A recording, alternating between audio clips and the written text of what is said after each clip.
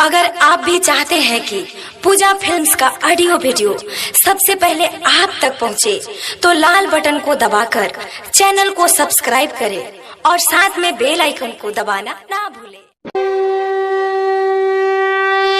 बोलो शंकर भगवान की जय।